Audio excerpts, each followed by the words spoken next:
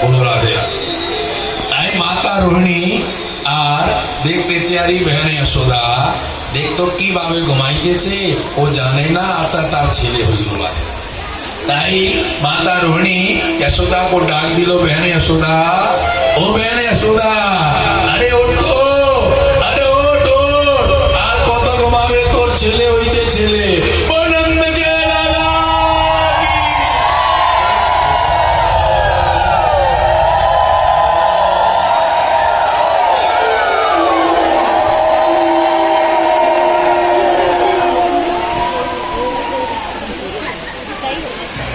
बहन यशोदा তুমি জানো না তোমার ছেলে হয়েছে?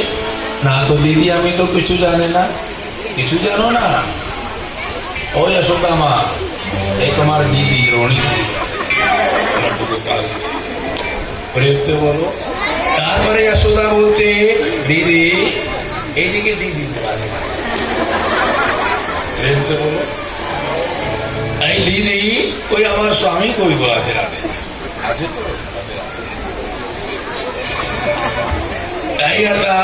रोहिणी बोलছে हाँ बहन यशोदा कोई गेलो। তাই यशोदा মা ডাক দিল, अरे सुनोदा, अरे बाबा,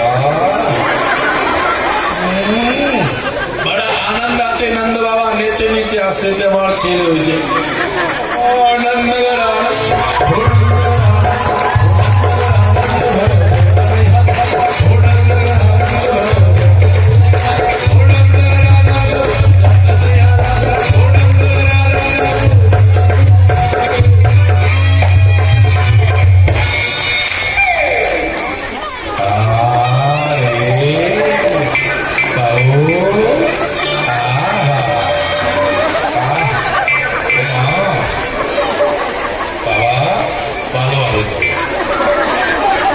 प्रेम से बोलो। ताई नंद बाबा बड़ा प्रसन्न आছি। माँ अर्थात यशोदा रोहिणी माता তাই বৃন্দাবন में চতুর্দিকে কথা ছুটে গেল আর ব্রজবাসী দর্শনের জন্য আর রাধা को आशीर्वाद দিতে সবাই ছুটে ছুটে আসতেছে। আর नंद बाबा भी अर्थात भगवान की कृपा से हमारा संतान হইছে, ব্রজবাসীও को দুই হাতে অনেক কিছু দান করতেছে। রাধে রাধে। সোনা কাপড় ইত্যাদি যা হাতে পড়তেছে লাখ লাখ গরু দান করছে।